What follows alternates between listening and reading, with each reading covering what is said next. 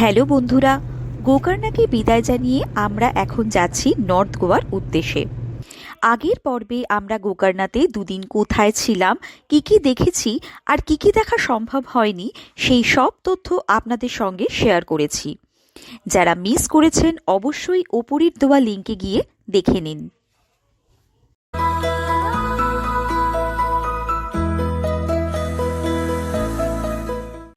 North গোয়াতে কম বেশি 20টির মতো পরিচিত বিচ রয়েছে। এর মধ্যে আমরা থাকব ক্যালাঙ্গুট বিচে। নর্থ গোয়া হলো সাউথ গোয়ার সম্পূর্ণ বিপরীত। যারা পার্টি, হই হুল্লোড়, ওয়াটার স্পোর্টস পছন্দ করেন তাদের জন্য একদম পারফেক্ট।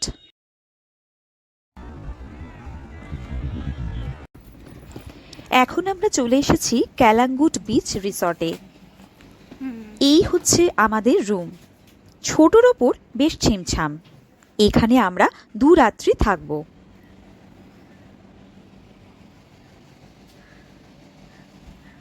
এই রিসর্টের সব ডিটেলস ডেসক্রিপশন বক্সে দেওয়া থাকবে, আপনারা অবশ্যই দেখে নেবেন।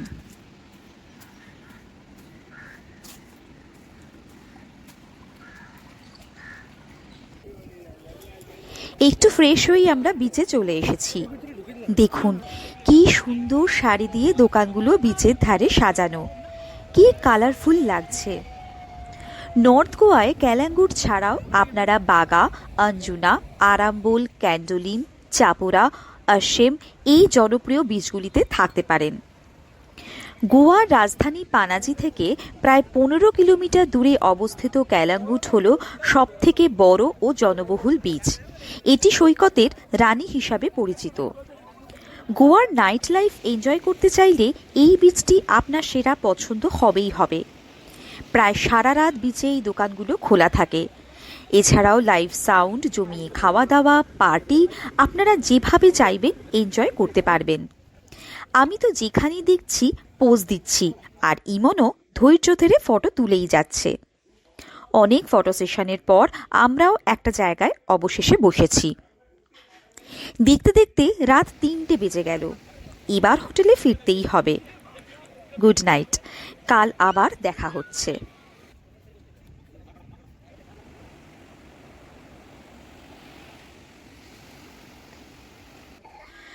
Good morning.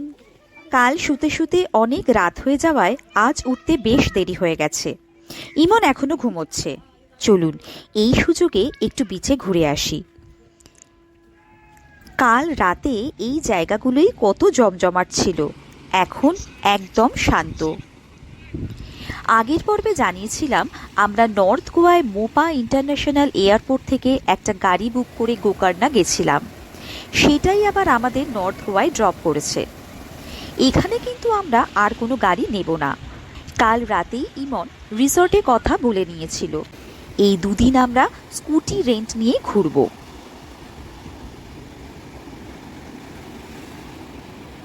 প্রথমেই বলি, স্কুটির চাবি পাওয়ার পরেই আপনারা ভালো করে চেক করে নেবেন, আর অবশ্যই প্রেজেন্ট কন্ডিশন কেমন তার ভিডিও রাখবেন। এখানে পার ডে 500 টাকা করে স্কুটি রেন্ট পাওয়া যায়। তেল আমাদের নিজেদের মতো বুঝে ভরে নিতে হবে। কোন জায়গাগুলো নিতে হয় সেটা দেখে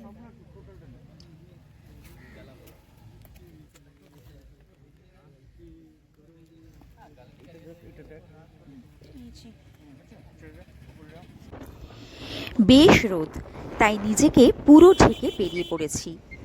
গুগল ম্যাপ স্টার্ট করে তেল ভরে আমরা এখন যাচ্ছি চাপোরা ফোর্টের উদ্দেশ্যে। ক্যালাঙ্গুট থেকে এর দূরত্ব প্রায় 9 কিলোমিটার। গোয়ার ভাগাতোর সমুদ্র সৈকতের পাশে চাপোরা নদীর ওপর অবস্থিত ভারতীয় পুরাতত্ত্ব বিভাগের অধীনে এই দুর্গটি শাহপুরা নামেও পরিচিত। 1510 সালের দিকে সুলতান আদিল শাহ এটি নির্মাণ করেন। পর্তুগিজরা দখলের পর 1617 সালে এই দুর্গটি পুনর্নির্মাণ করা হয়। মারাঠা শাসনকালে শিবাজী পুত্র সম্ভাজি এই দুর্গের দখল নেন।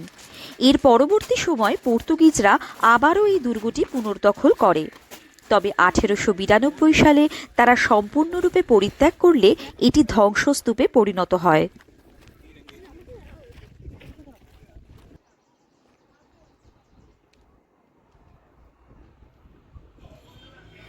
ঐতিহাসিক তাৎপর্যকে পাশে রেখে বর্তমানে এই দুর্গের ফেমাস হওয়ার কারণ হলো এইখানেই বিখ্যাত হিন্দি মুভি দিল চাতা হ্যায় শুটিং হয়েছিল। তারপর থেকেই দুর্গটি জনপ্রিয়তা লাভ করে। এখানে কোনো প্রবেশ মূল্য নেই। সকাল 9:30 থেকে বিকেল 5:30 পর্যন্ত এটি খোলা থাকে।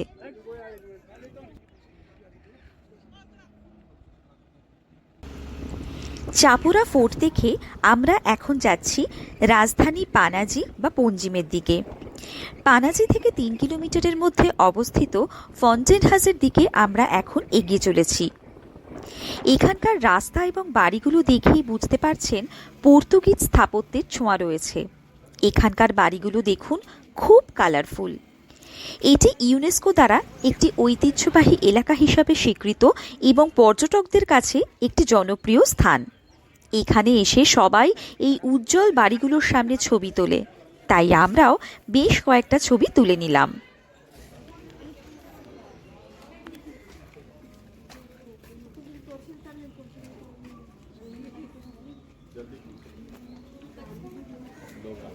তবে বাড়িগুলোতে যেহেতু বর্তমানে বাসিন্দা রয়েছেন, তাই তাদের গোপনীয়তাকে সম্মান করা অবশ্যই বাঞ্ছনীয়।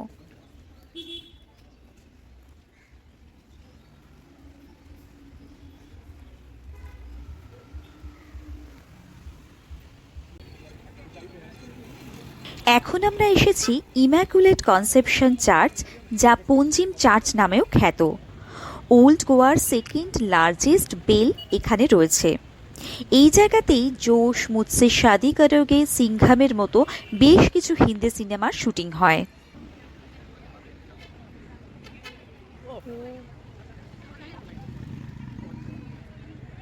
এখন হোটেলে ফেরার পালা। সময়ের অভাবে আমরা আগোয়ারা ফোর্ট আর বাসিলিকা চার্চ যেতে পারিনি। আপনারা আসলে অবশ্যই দেখবেন, মিস করবেন না। ফেরার পথে আমরা বাগা বিচের ঠিক পাশেই অবস্থিত টিটোস লেনে ঢু দিলাম। এই রাস্তাটি পার্টি স্ট্রিট নামে জনপ্রিয়। টিটোস ক্লাব, ম্যাম্বো ক্যাফের মতো আইকনিক নাইট ক্লাবগুলোর জন্য টিটোস লেন বিখ্যাত।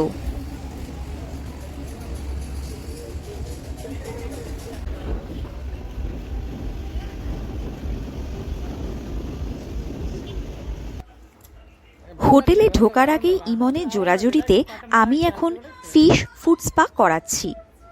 এটা এক ধরনের বিউটি ট্রিটমেন্ট, যেখানে গারারুফা বা ডাক্তার মাছ নামে পরিচিত ছোট মাছ আপনার পায়ের মৃত চামড়া খেয়ে ফেলে, ফলে ত্বক নরম ও মসৃণ হয়। এটা মূলত এক ধরনের এক্সফোলিয়েশন পদ্ধতি। প্রথমে আমার একটু অস্বস্তি হলেও এখন বেশ আরামই লাগছে।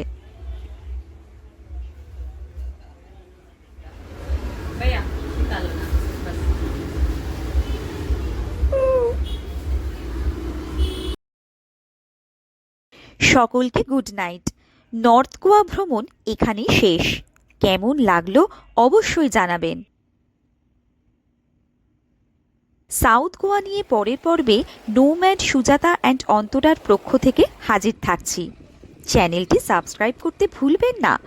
ঘুরতে থাকুন, আনন্দে থাকুন।